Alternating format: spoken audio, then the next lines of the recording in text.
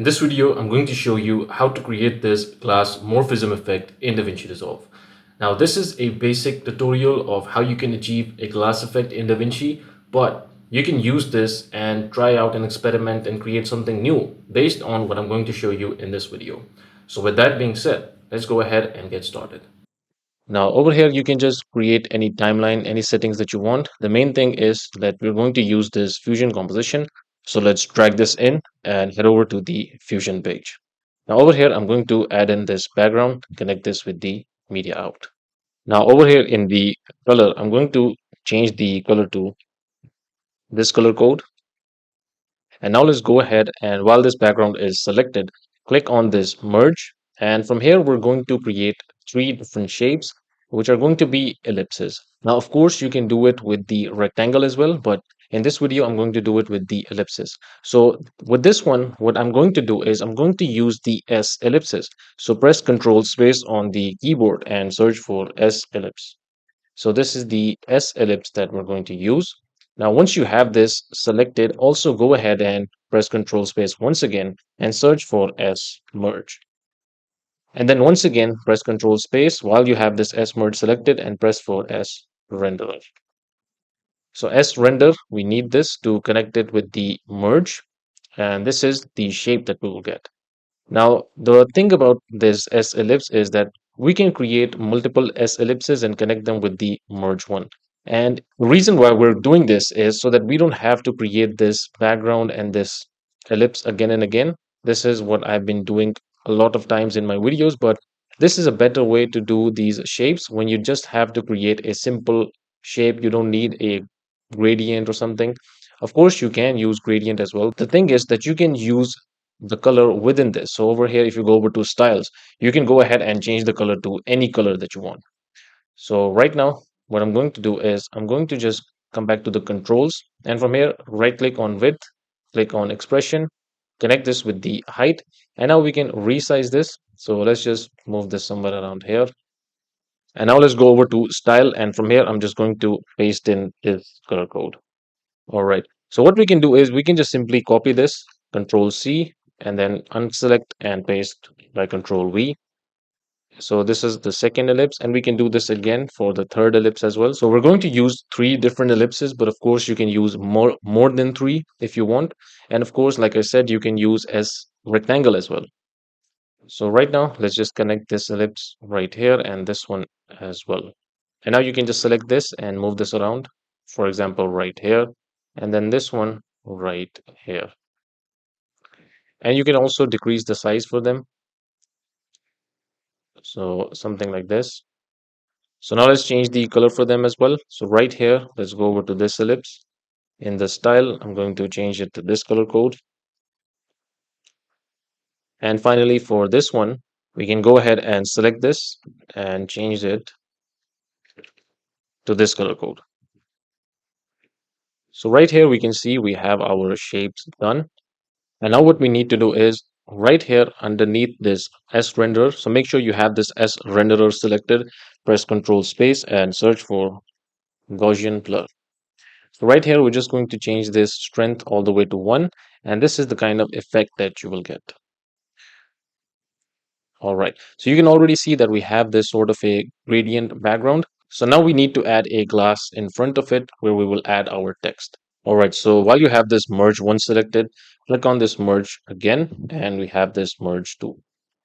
Now right here, what we're going to do is you've already seen that we have this all these shapes blurred out, and we could have also added another shape because right now we just need a shape for the glass right here, and we can do that by using this merge tool. Now there are two ways to do it. You can either do the same thing that I did right here using the S rectangle, S merge, S render, or you can simply drag in this one now, this background, change the color to white, and then add in this rectangle.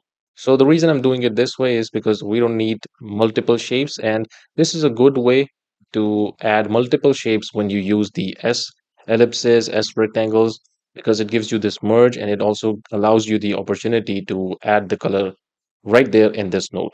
So right here with this one, with this merge and this rectangle in background, what I'm going to do is I'm going to go over to this rectangle right here, change the shape a little bit by reducing the width and the height. So somewhere around here, and you can also change the corner radius to, let's say, 0.1.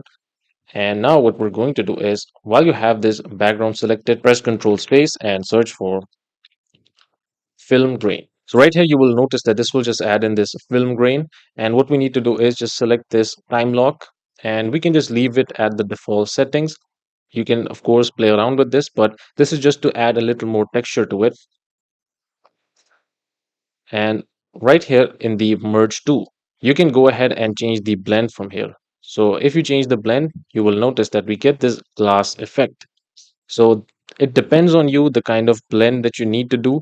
So right here, I'm just going with 0.1. You can try it with 0.2. So it depends on the kind of effect that you need for the glass. I'm just going with 0.13, somewhere around there. Now, while you have this film grain selected, press Control Space and search for glow. So right here, you can just change this all the way to 100, and you can bring the glow to 0.5 or 0.4. So this will just add in a little more shine to it, giving it the more glass effect that you see in different glass effect designs, different glass effect videos. So this is the kind of thing that you will get. Now, of course, you can also play around with the glow settings as well. You can increase it, decrease it to see where it suits you. But right now, I'm just going with 0.5. All right, one more thing we need to do is, so let me just move this up. Underneath this film grain, so make sure you have this film grain selected, press Control Space, and let's search for shadow. So use this drop shadow right here and make sure this is connected. So now what I'm going to do is just simply change the settings a little bit so that we can have this drop shadow. So right here, you will notice, let's decrease the blur a little bit. Drop angle, let's bring this to 30. And the shadow strength, you can increase it a little bit as well.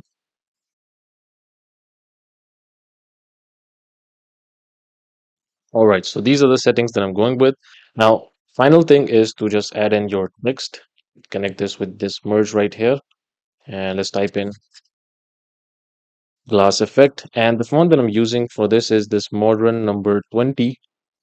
And you can just reduce this from here. Let's go with 0.06. So something like this.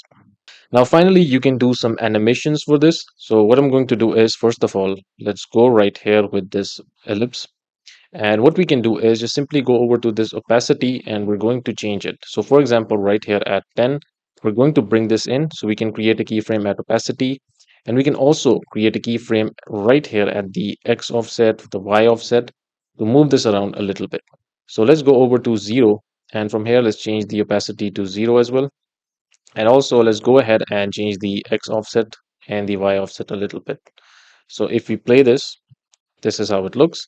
Let's do the same thing for this ellipse right here. So let's go over to 10, create a keyframe at opacity. Then let's go right here at maybe 3 and change this to 0. Go over to controls, create keyframes right here and also at the 10th keyframe. Then the one right here, let's just move this in a little bit. So this is how it looks. And finally, let's do the same thing for this one as well, this shape right here. Go over to 10, create keyframe at opacity and in the controls as well, in the X and Y. Then let's go over to, let's say 2, change this a little bit. So something like this. So if you play the whole thing, this is how it looks.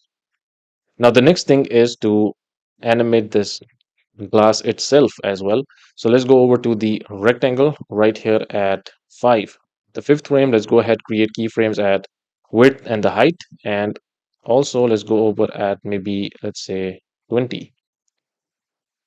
Create keyframes right here. And then at 5, let's go ahead and change this to 0. So it looks like this. But now let's go over to spline. And over here, you can select this rectangle. So let's go ahead and only select the width for now. Select these keyframes, hit S on the keyboard. And right here, let's just move this around here somewhere. Do the same thing right here. And now we can do the same thing for the height as well. So let's select that. All right, so let's play, see how this looks. Perfect. So we have this glass done as well, and the final thing would be to add this text. So right here at 20, let's create keyframe at opacity. Let's go over at 15, change this to 0, and then let's go over at 30. Go over to layout, create keyframe at center, then at 15, we can just change this to, let's say, 0.4 or something. So there you have it. So this is how you can create this glass effect in DaVinci Resolve. I hope you found this video useful, and I will see you in the next one.